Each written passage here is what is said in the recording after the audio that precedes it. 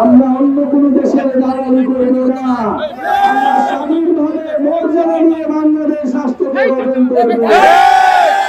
স্বাধীনতা অর্জনের চেয়ে স্বাধীনতা রক্ষা করা কঠিন।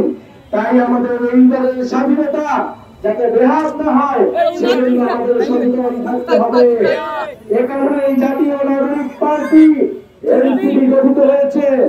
আজকে আমরা পীরগঞ্জে এসেছি, আমরা উত্তরবঙ্গ, আমরা রংপুরের বিভাগের প্রতিটি জেলায় যাচ্ছি। আমরা দেখেছি কিভাবে অবহেলিত রয়েছে, কিভাবে ৫৪ বছরেও উত্তরবঙ্গের জেলাগুলোতে আঞ্চলিক বৈষম্য করা হয়েছে। বন্ধুগণ, আমাদের দাবি খুবই কম, খুবই সুস্পষ্ট। আমরা ভাতের অধিকার চাই, আমরা কাজের অধিকার চাই, আমরা চিকিৎসা চাই, আমরা শিক্ষা চাই। আজকে আমরা কথা বলবো না।